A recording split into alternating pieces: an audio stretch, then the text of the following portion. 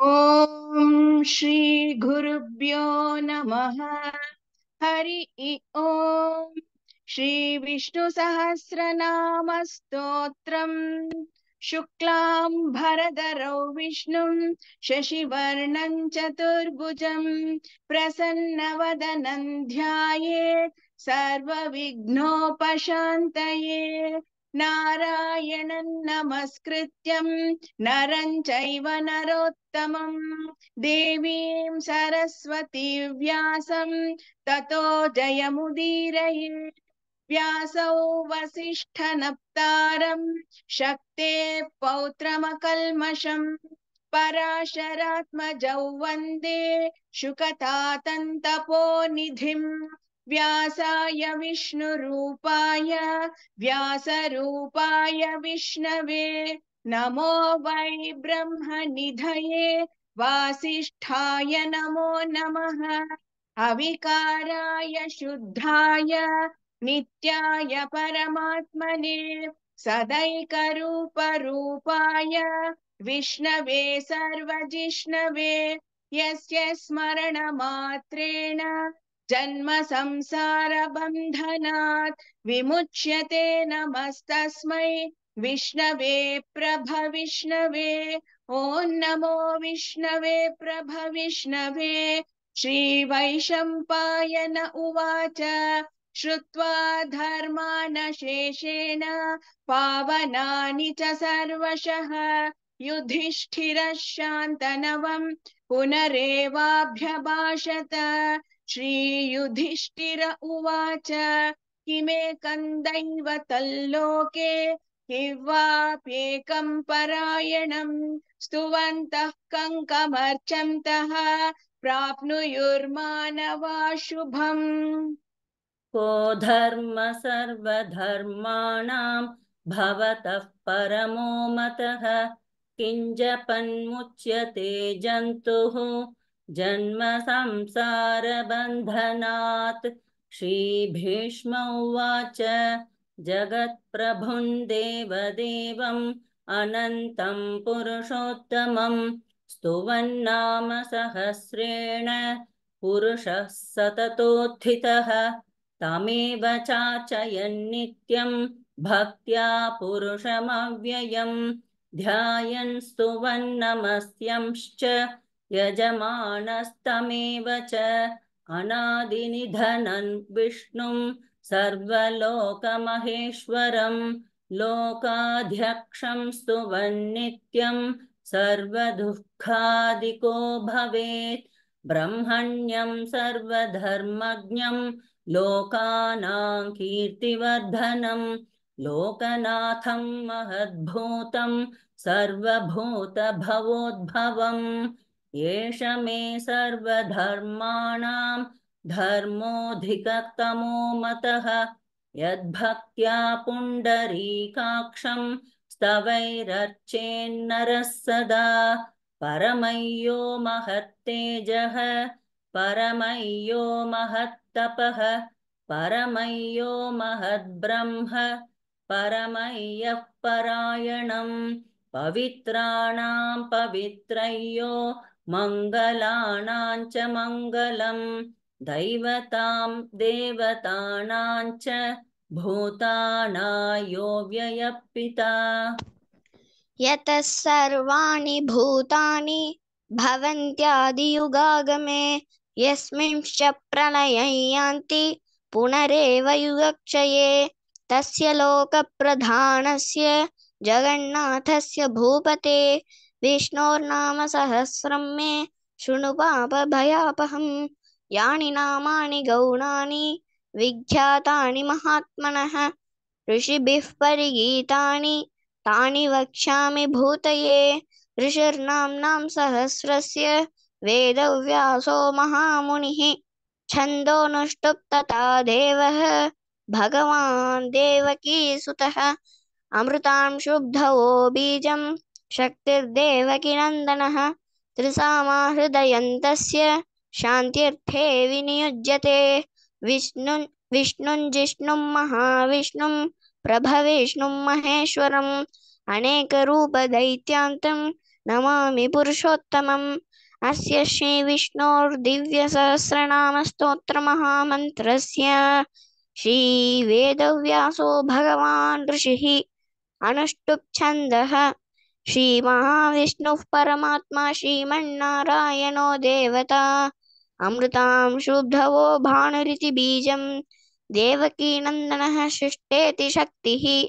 उद्भवः क्षोभनो देव इति परमो मन्त्रः शङ्खबृन्नन्दकी चक्रीति कीलकं शार्ङ्गधन्वा गदाधर इत्यस्त्रं तथाङ्गपाणिरक्षोभ्य इति नेत्रं त्रिसामा सामगसामेति कवचम् आनन्दं परब्रह्मेति योनिः ऋतुसुदर्शनः काल इति दिग्बन्धः श्रीविश्वरूप इति ध्यानम् श्रीमहाविष्णुः प्रीत्यर्थे सहस्रनाम पारायणे विनियोगः अथ ध्यानम् क्षीरोदन्वत् प्रदेशेषु शिमणिविलसत्सैकते मौक्तिकानां माला क्लृप्ता सनस्तस्फटिकमणिनिभैर्मौक्तिकैर्मण्डिताङ्गः शुभ्रैरप्रैरदप्रैरुपरि विरचितैर्मुक्तपीयूषवर्षैः आनन्देन पुनियादरि नडिन कदा शङ्खपाणिर्मुकुन्दः उःपादौ यस्य नाभिर्व्यदसुरनिलश चन्द्रसूर्यौ च नेत्रे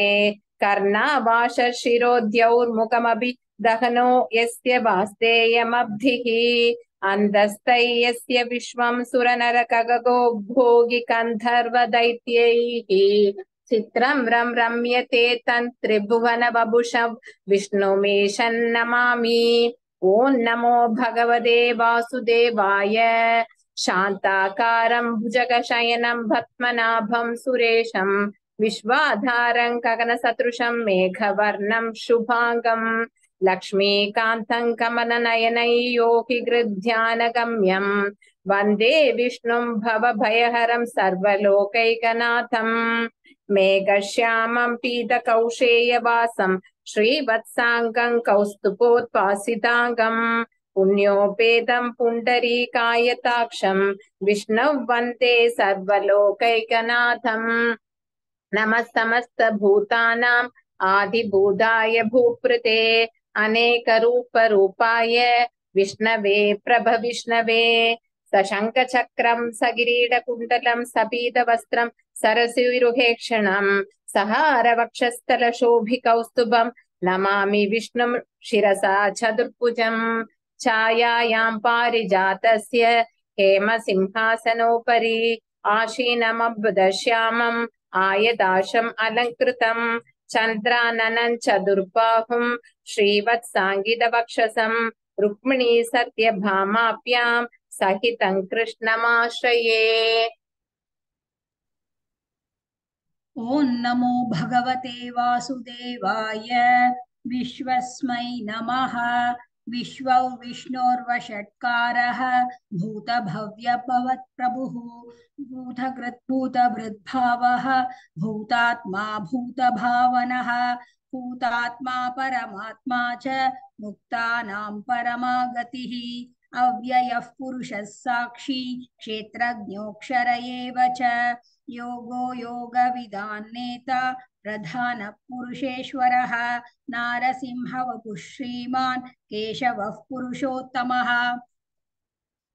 सर्वः शिवस्तानुः भूतादिर्निधिरव्ययः सम्भवो भावनो भर्ता प्रभवः प्रभुरीश्वरः स्वयंभू शम्भुरादित्यः पुष्कराक्षो महास्वनः अनादिनिधनो धाता विधाता धातुरुत्तमः अप्रमेयो ऋषिकेशः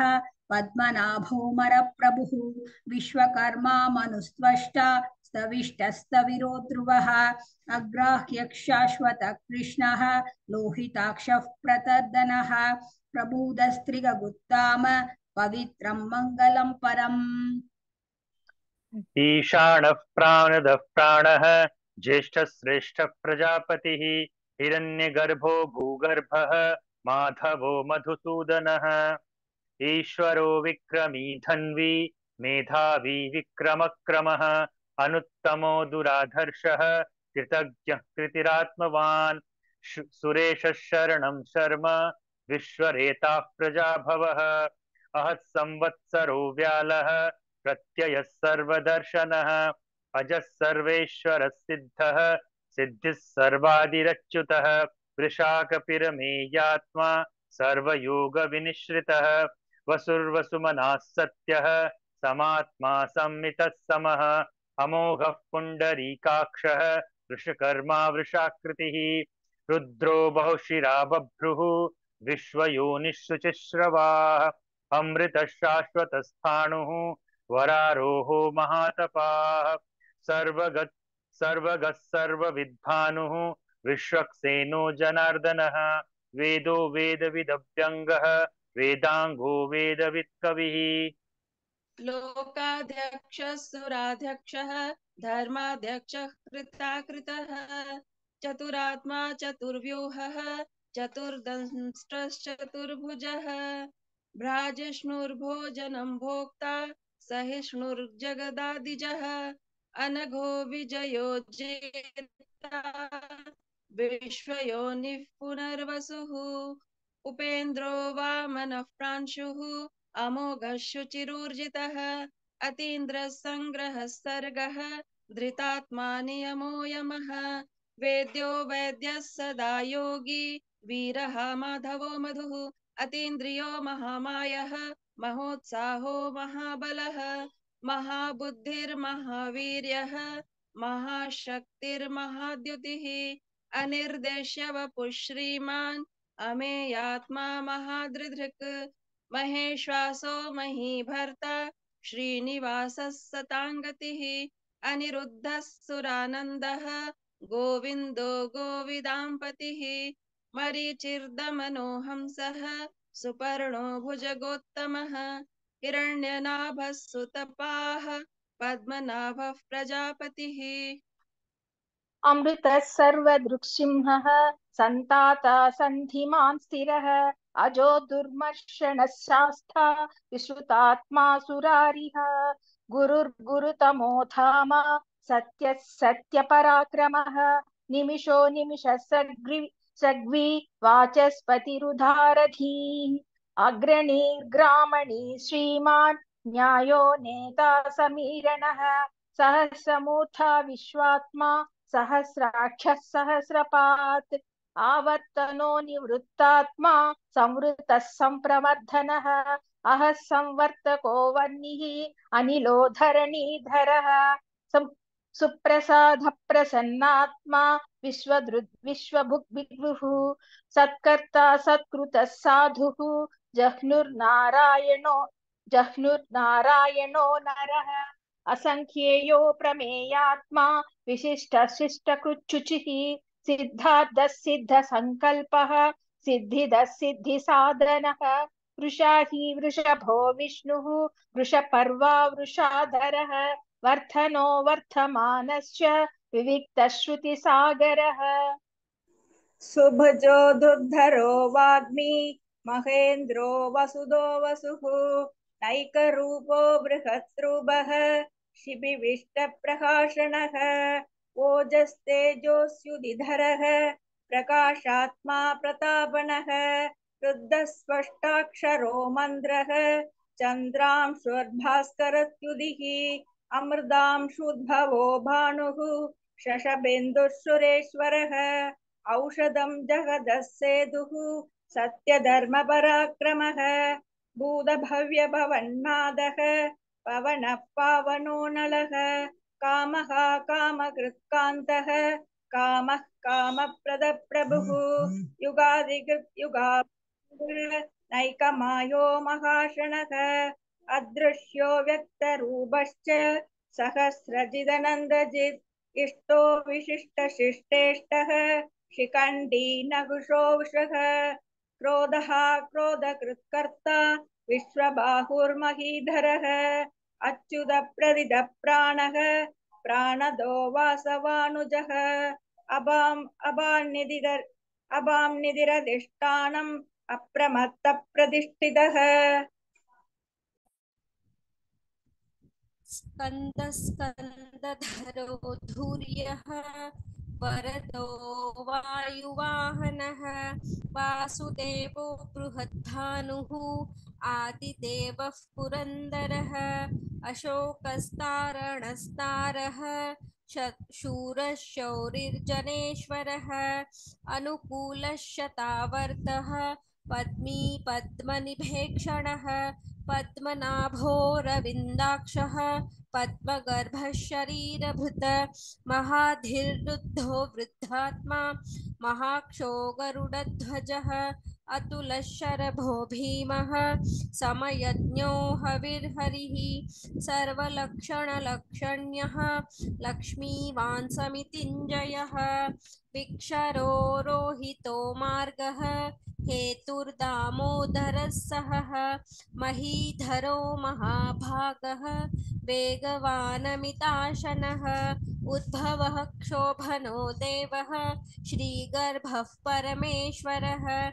करणं कारणं कर्ता विकर्ता गहनो गुहः व्यवसायो व्यवस्थानः संस्थानस्थानदो ध्रुवः परधिर्परमस्पष्टः तुष्टः पुष्टः शुभेक्षणः रामो विरामो विरतः मार्गो नेयो नयो नयः वीरशक्तिमतां श्रेष्ठः धर्मो धर्मविदुत्तमः वैकुण्ठः पुरुषप्राणः प्रणवः पृथुः हिरण्यगर्भशत्रुघ्नो व्याप्तो वायुरदोक्षदः ऋतुः सुदर्शनकालः परिमेष्टि परिग्रहः उग्रसंवत्सरो दक्षः विश्रामो विश्वदक्षिणः विस्तारस्थावरस्ताणुः प्रमाणं बीजम् अव्ययम् अर्थोऽनर्थो महाकोशः महाभोगो महाधनः अनिर्विण्णस्तविष्टो भूः धर्मयोगो महामकः नक्षत्रनेमिर्नक्षत्रे क्षमक्षामसमेहनः यज्ञयज्ञो महयज्वा क्रतुः सत्रां सतां गतिः सर्वदर्शी विमुखात्मा सर्वज्ञो ज्ञानमुत्तमम् सुहृतः सुमुखः सूक्ष्मः सुघोषः सुखदः प्लुतो मनोहरो जितक्रोधः वीरबाहुविदारुणः स्वापनस्पर्शो व्यापी नैकात्मा नैककर्मकृत् वत्सरो वत्सलो वत्सी रत्नकर्भो भनेश्वरः धर्मकृद्धर्मी सदसक्षरमक्षरम् अविज्ञाता सदस्रांशुः विधाता कृष्कृतलक्षणः कपस्तिनेमि सत्त्वस्थः सिंहो भूतमगेश्वरः आदिदेवो महादेवः देवेशो देवभृत्पुरुगु उत्तरो गोपतिर्गोप्ता ज्ञानगम्यपुरादनः शरीरपूतभृग्भोक्ता कपीन्द्रो भूरिदक्षिणः सोमभो मृदभः सोमः पुरुजित् पुरुषोत्तमः विनयो जय सत्यसन्तः दासार्हः सात्वताम्बदिः जीवो विनिनैदो नैदा साक्षी मुहुन्तो मिदविक्रमः अम्भो निधिरनन्तात्मा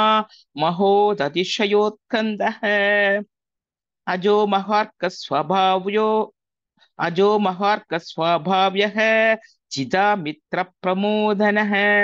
आनन्दो नन्दनो नन्दः सत्यधर्मा त्रिविक्रमः महर्षि कपिलाचार्यः कृतज्ञो मेदिनीपतिः त्रिपदस्कृतसाध्यक्षः महाशृङ्गकृतान्तकृत् महावराहो गोविन्दः कुशेन कनकाङ्गदी गुह्यो गभीरो गहनः गुप्तः शक्रगदाधरः वेदास्वाङ्गोजितकृष्णः दृढः सङ्घर्षणोचितः वरुणो वृक्षः पुष्कराक्षो महामनाः भगवान् भगः नन्दी वनमाली हलायुधः आदित्यो ज्योतिरादित्यः सगिष्णुर्गतिसत्तमः सुधन्वा खण्डपर्शुः दारुणो द्रविणप्रदः दिवस्पृक् सर्वदृप्यासः वाचस्पतिरयो निजः वृषामासामगः साम निर्वाणं भेषजं भिषग् सन्न्यासकृच्छमशान्तः निष्ठा शान्तिः परायणं शुभाङ्गशान्तिदश्चष्टा कुमुदः कुवलेशयः गोहितो गोपतिर्गोप्ता वृषभाक्षो वृषप्रियः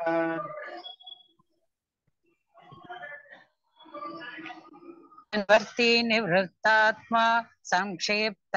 क्षेमकृच्छिवः श्रीवत्सवक्षा श्रीवाहः श्रीपति श्रीमताम्बरः श्रीधर श्रीशः श्रीनिवासः श्रीनिधि श्रीविभावनः श्रीधर श्रीकर श्रेयः श्रीमान् लोकत्रयाश्रयः स्वक्षस्वङ्गशदानन्दः नन्दिर्ज्योतिर्गणीश्वरः विजितात्मा विधेयात्मा सत्कीर्ते सिन्न संशयः उदीर्न सर्वदक्षक्षुः तनिषः शाश्वतस्थिरः पूषयो भूषणो भूतिः विशोकशोकनाशनः अर्चिष्मानर्चितः कुम्भः विशुद्धात्मा विशोधनः अनिप्रधिरदः प्रद्युम्नामितविक्रमः कालनेमिनिहावीरः शौरिशूरजनेश्वरः त्रिलोकात्मा त्रिलोकेशः केशवः केशया हरिः कामदेवः कामपालः कामिकान्तकृतागमः अनिर्देशवभुर्विष्णु वीरो नन्दो धनञ्जयः ब्रह्मण्यो ब्रह्मकृद्ब्रह्मा ब्रह्म ब्रह्म विवर्धना ब्रह्माविद्ब्रह्मणो ब्रह्मी ब्रह्मज्ञो ब्राह्मणप्रियः महाक्रमो महाकर्म महातेजा महोरगः महाक्रतुर्महायज्वा महायज्ञो महाहविः स्तवप्रियस्तोत्रं स्तुतिस्तोत्ररणप्रिया पूर्णपूरयिता पुण्यः पुण्यकीर्तिरनामया मनोजवस्तीर्थकरः वसुरेत वसुप्रदः वसुप्रदो वासुदेवः वसुसुमना हविः सद्गति सत्कृति सत्ता सद्भूति सत्पारायणः शूरसेन यदुश्रेष्ठः सन्निवासः सुयूयामुनः भूतावासु वासुदेवः सर्वासु निलयो नलः दर्पः दर्पदो दृप्तः धुर्धरोधापराजितः विश्वमूर्तिर्महामूर्ति दीप्तिमूर्तिरमूर्तिमान् अनेकमूर्तिरव्यक्तः शतमूर्तिशतानना एको नैकः सवक्कः किं यत्तत्पदमनुत्तमं लोकबन्धुर्लोकनाथः माधवो भक्तवत्सलः सुवर्णवर्णो हेमाङ्गः वराङ्गश्चन्दनाङ्गदी वीरः विषमशून्यः धृताशीरचलश्चलः अमानिमानदो मान्यः लोकस्वामी त्रिलोकधृते सुमेधा मेधजो धन्यः सत्यमेधाधराधरः तेजो वृषो द्युतिधरः सर्वशस्त्रभृतांवरः प्रग्रहो निग्रहो व्यग्रः नैकशृङ्गो गदाग्रजः चतुर्मूर्तिश्चतुर्बाहुः चतुर्व्यूहश्चतुर्गतिः चतुरात्मा चतुर्भावः चतुर्वेदविदेकपात् समावर्तो निवृत्तात्मा दुर्जयो दुरतिक्रमः दुर्लभो दुर्गमो दुर्गः दुरावासो दुरारिः शुभांगो लोकसारंगः सुतन्तुस्तन्तुवर्धनः इंद्रकर्मा महाकर्मा कृतकर्मा कृतागमः उद्भवः सुन्दरसुन्दः रत्ननाभसुलोचनः अर्गो वाससनशृङ्गी जयन्तः सर्वविद्यये सुवर्णबिन्धुरक्षोभ्यः सर्ववागीश्वरेश्वरः महाह्रदो महागर्तः महाभूतो महानिधिः कुमुदः कुन्दरः कुन्दः पर्जन्यः पावनो निलः अमृतांशोऽमृतवपुः सर्वज्ञः सर्वतोमुखः सुलभसुव्रतः सिद्धः शत्रुचित् शत्रुतापनः न्यग्रोधोदुम्बरो शिक्ष्वद्धः तानोरान्ध्रनिषूदनः सहस्राक्षिस्तब्धजिह्वः शब्दैधास्तप्तवाहनः अमूर्तिरनघोचिन्त्यः भयनाशनः अनुर्बृहस्पृशस्थूलः गुणभिर्निर्गुणो महान् अधृतस्वधृतस्वास्यः प्राग्वंशो वंशवर्धनः भारभृत्कथितो योगी योगीश सर्वकामदः आश्रमशमनः क्षामः सुपर्णो वायुवाहनः धनुर्धरो धनुर्वेदः दण्डो दमयितातमः अपराजितः सर्वसः नियन्ता नियमो यमः सत्त्ववान् सात्विकः सत्यः सत्यधर्मपरायणः अभिप्रायः प्रियार्यः प्रियकृत्प्रीतिवर्धनः विहाय सगतिर्ज्योतिः सुरजित्विभुः रविर्विलोचनः सूर्यः सवितारविलोचनः अनन्तो हुतभुक्ता सुखदो नैकजोग्रजः अनिर्भिन्सदामर्षि लोकाधिष्ठानमद्भुतः सनातनतमः कपिलः कपिरव्ययः स्वस्ति स्वस्ति स्वस्ति स्वस्ति भुक् स्वस्ति दक्षिणः अरवृकुण्डली चक्री विक्रमोचित शासनः सप्ताधिकः सप्तसः शिशिरः सर्वरीकरः अक्रूरोपेशलो दक्षः दक्षिणक्षमिणावरः विद्वत्ममो वीतभयः पुण्यश्रवणकीर्तनः उत्तारणो दुष्कृतिः पुण्यो दुःस्वप्ननाशनः वीरः रक्षणः सन्तः जीवनः पर्यवस्थितः अनन्तरूपो नन्दश्रीः जितमन्युर्भयापहः चतुरश्रो गभीरात्मा विदिशो व्यादिशो दिशः अनादिर्भूर्भुवो लक्ष्मीः सुवीरो रुचिराङ्गदः जननो जनजन्मादिः भीमो भीमपराक्रमः आधारनिलयो धाता पुष्पहासः प्रजागरः ऊर्ध्वगस्तत्पथाचारः प्राणदः प्रणवः पणः प्रमाणं प्राणनिलयः प्राणभृत् प्राणजीवनः तत्त्वं तत्त्वविदेकात्मा जन्म मृत्युजरादिकः भूर्भुवः स्वस्तरुस्तारः सविता प्रपितामहः यज्ञो यज्ञपतिर्यज्वा यज्ञाङ्गो यज्ञवाहनः यज्ञभृत् यज्ञकृत् यज्ञी यज्ञभुः यज्ञसाधनः यज्ञान्तकृत् यज्ञगुह्यम् अन्नमन्नाद एव च आत्मयोनिः स्वयं जातः वैखानः सामगायनः देवकी नन्दनः स्रष्टा क्षितीशः पापनाशनः शङ्खबृन्नन्दके चक्रे शार्ङ्गधन्वा गदाधरः रथाङ्गपाणिरक्षोभ्यः सर्वप्रहरणायुधः सर्वप्रहरणायुध ॐ नम एते वनमाली गदेशाङ्गी शङ्खे चक्रे च नन्दकी श्रीमान्नारायणो विष्णुः वासुदेवोऽभिरक्षतु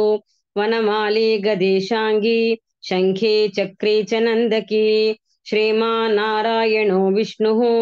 वासुदेवोऽभिरक्षतु वनमाली गदेशाङ्गी शङ्खे चक्रे च नन्दकी श्रीमान्नारायणो विष्णुः वासुदेवोऽभिरक्षतु श्री वासुदेवोऽभिरक्षतु ॐ नम इति भीष्म उवाच इति दङ्कीर्तनीयस्य केशवस्य महात्मनः नाम्नां सहस्रं दिव्यानाम् अशेषेण प्रकीर्तितम् य इदं शृणुयात् नित्यं यश्चापि परिकीर्तयेत् नाशुभं प्राप्नुयात् किञ्चित् सोमुत्रेह च मानवः वेदान्तगो ब्राह्मणः स्यात् क्षत्रियो विजयी भवेत् वैश्यो धनः समृद्धः स्यात् शूद्रः सुखमवाप्नुयात्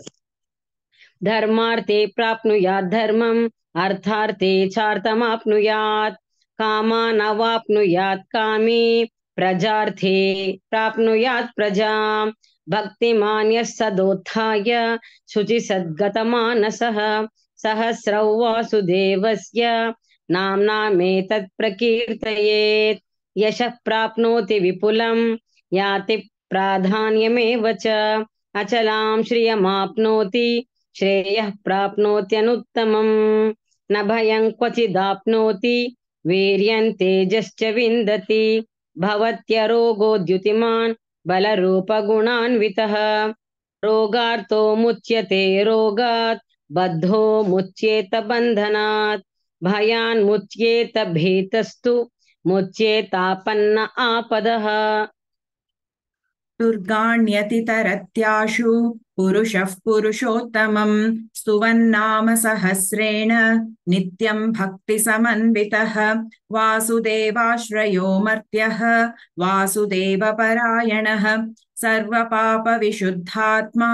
याति ब्रह्म सनातनम् न वासुदेव भक्तानाम् अशुभौ विद्यते क्वचित्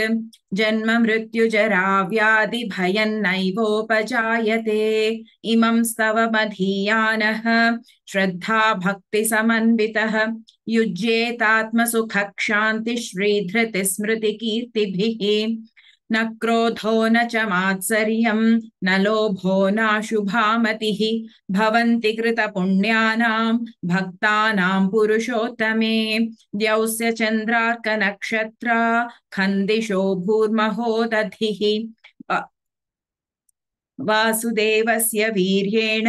विधृतानि महात्मनः ससुरासुरगन्धर्वं सयक्षोरगराक्षसं जगद्वशे वर्ततेदं कृष्णस्य सचराचरम् इन्द्रियाणि मनोबुद्धिः सत्त्वं तेजो बलं धृतिः वासुदेवात्मकान्याहुः क्षेत्रं क्षेत्रज्ञ एव च सर्वागमानामाचारः प्रथमं परिकल्पते आचारः प्रभवो धर्मः धर्मस्य प्रभुरच्युतः ऋषयः पितरो देव महाभूतानि धातवः जङ्गमं चेदं जगन्नारायणोद्भवम् योगो ज्ञानं तथा साङ्ख्यं विद्या शिल्पादिकर्म च वेदाशास्त्राणि विज्ञानम् एतत् सर्वं जनार्दनात् एको विष्णुर्महद्भूतं पृथग्भूतान्यनेकशः त्रीन् लोकान् व्याप्य भूतात्मा भुङ्क्ते विश्वभुगव्ययः इमं स्तवं भगवतः विष्णोर्व्यासेन कीर्तितं पठेद्येत् पुरुषः श्रेयः प्राप्तुं सुखानि च विश्वेश्वरमजं देवं जगतः प्रभवाप्ययम् भजन्ति ये पुष्कराक्षं न ते यान्ति पराभवम् ॐ नमः इति अर्जुन उवाच पद्मपत्रविशालाक्ष पद्मनाभसुरोत्तम भक्तानामनुरक्तानां त्राता भव जनार्दन श्रीभगवानुवाच यो मान्नाम सहस्रेण स्तोतुमिच्छति पाण्डव सोऽहमेकेन श्लोकेन स्तुत एव न संशय ॐ नमः इति व्यास उवाच वासनाद्वासुदेवस्य वासितं भुवनत्रयं सर्वभूतनिवासोऽसि वासुदेव नमोऽस्तु ते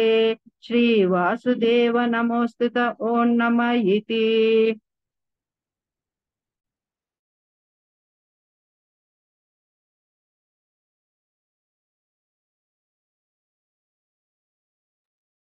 पार्वत्युवाच केनोपायेन लघुना विष्णोर्नाम सहस्रकं पठ्यते पण्डितैर्नित्यं श्रोतुमिच्छाम्यहं प्रभो ईश्वर उवाच श्रीराम राम रामेति रमे रामे मनोरमे सहस्रनाम तत्तुल्यं रामनाम वरानने श्रीराम राम रामेति रमे रामे मनोरमे सहस्रनाम तत्तुल्यं रामनाम वरानने श्रीराम राम रामेति रमे रामे मनोरमे सहस्रनाम तत्तुल्यं रामनाम वरानने श्रीराम नाम वरानन वोन्नम इति श्रीब्रह्मोवाच नमोऽस्त्वनन्ताय सहस्रमूर्तये सहस्रपादाक्षि शिरोरुबाहवे सहस्रनाम्ने पुरुषाय शाश्वते सहस्रकोटियुगधारिणे नमः सहस्रकोटियुगधारिणे नमो नम इति संजय उवाच यत्र योगेश्वरः कृष्णः यत्र पार्थो धनुर्धरः तत्र श्रीर्विजयो भूतिः ध्रुवा नीतिर्मतिर्मम श्रीभगवानुवाच अनन्याश्चिन्तयन्तो मां ये जनाः पर्युपासते तेषां नित्याभियुक्तानां योगक्षेमं वहाम्यहम् परित्राणाय साधूनां विनाशाय च दुष्कृतां धर्म संस्थापनार्थाय संभवामि युगे युगे आर्ता विषण्णाश्चिधिलाश्च भीताः घोरेषु च व्याधिषु वर्तमानाः संकीर्त्य नारायण शब्दमात्रं विमुक्तदुःखाः सुखिनो भवन्तु आर्ता विषण्णाश्चिधिलाश्च भीताः घोरेषु च व्याधिषु वर्तमानाः संकीर्त्य नारायण शब्दमात्रं विमुक्तदुःखाः सुखिनो भवन्तु कायेन वाचा मनसेन्द्रियैर्वा बुद्ध्यात्मना वा प्रकृते स्वभावात् करोमि यद्यत् सकलं परस्मै नारायणायेति समर्पयामि श्रीमन्नारायणायेति समर्पयामि इति श्री विष्णु दिव्य सहस्रनाम स्तोत्रं संपूर्णम् यदक्षरपदभ्रष्टं मात्राहीनं तु यद्भवेत् तत्सर्वं क्षम्यतां देव नारायण नमोऽस्तु ते विसर्गबिन्दुमात्राणि पदपादाक्षराणि च न्यूनानि चातिरिक्तानि क्षमस्व पुरुषोत्तम अन्यथा शरणं नास्ति त्वमेव शरणं मम तस्मात् कारुण्य भावेन रक्ष रक्ष जनार्दन सर्वं श्रीकृष्णार्पणमस्तु ओम तत्सत्।